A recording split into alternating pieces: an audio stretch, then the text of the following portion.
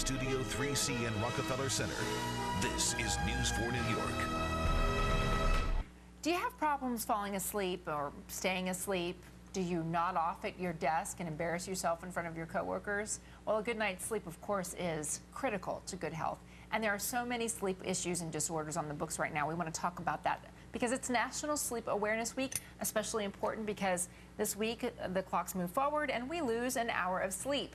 Dr. Daniel Erichsen is medical director of the Center for Sleep Medicine at St. Barnabas Hospital. Great to see you today, Dr. Erichsen. You wrote the book Sleep 101. What's the biggest mistake people make when it's time to go to bed and they're approaching bedtime? What's the one thing people do that disrupts their sleep? Well, I say the biggest mistake people do in trying to achieve more sleep is they try hard. They go to bed, lying there, concentrating on trying to sleep more and more. And that in itself prevents them from getting a good night's sleep in many cases.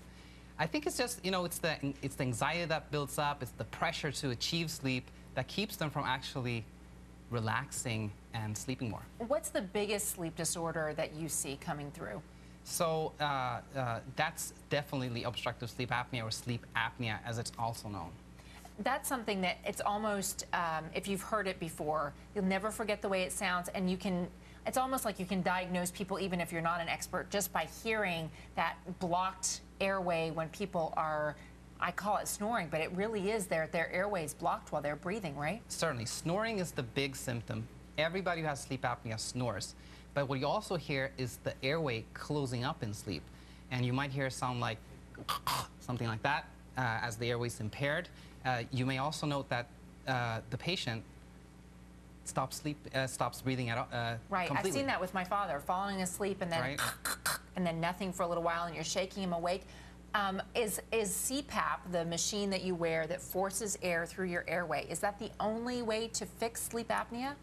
There are a few treatment options for sleep apnea. If you have milder versions of sleep apnea, it's called a mandibular advancement device. It's a device that pushes your jaw forward in sleep, helps you breathe. That's an option.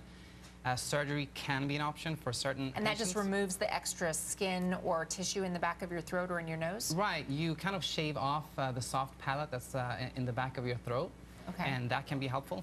And what about losing weight? Because a lot of people just say, oh, if I would only lose weight, then the sleep apnea would disappear. For the vast majority of patients with sleep apnea, if they lost 15–20% of their body weight, their sleep apnea would improve.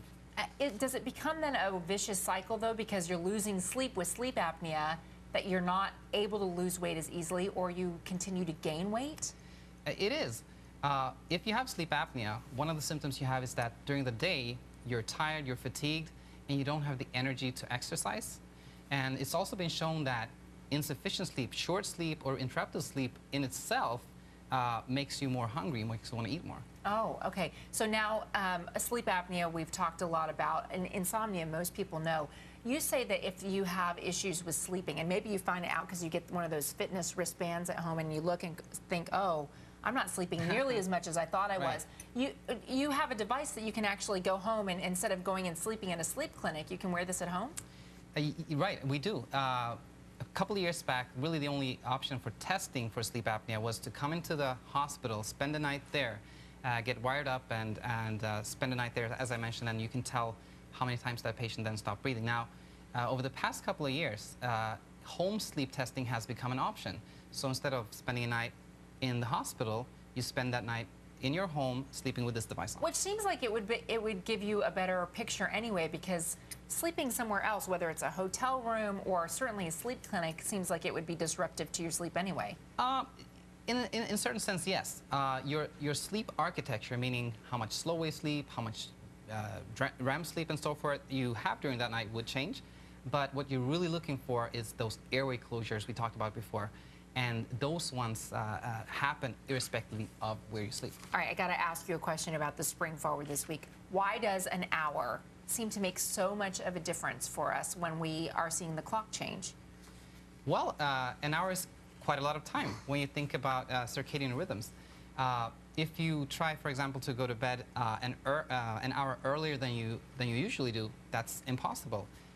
if you wake up earlier than you usually do, you will feel the effects of that. You will feel more tired, more drowsy, so an hour's more than you think. By the way, my producer is mentioning to me that you had the device that you send home with people to get the sleep at home sitting right here. I do. Right, so it's a pretty small device. Do you have to go to a sleep clinic, though, in order to get outfitted with one of these? Not at all. I can demonstrate it if you want me to. So this is the device right here. It's, as you see, it's very small. Now, what the patient has to do in their own home is they remove the stickers. I don't need to do that right now, but they put the device on like this, and up here we have sensors that check their brain activity, so it can tell if you're awake or you're asleep.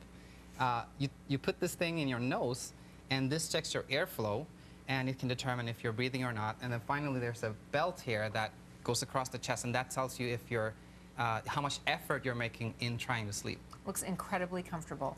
No doubt I would get a great night's sleep wearing that. But you know what? If it helps in the long run so that you get better sleep, I'm all for it. Dr. Erichsen, thank you so much for coming in. Thanks for having me. Appreciate that. More right after this. Stay with us.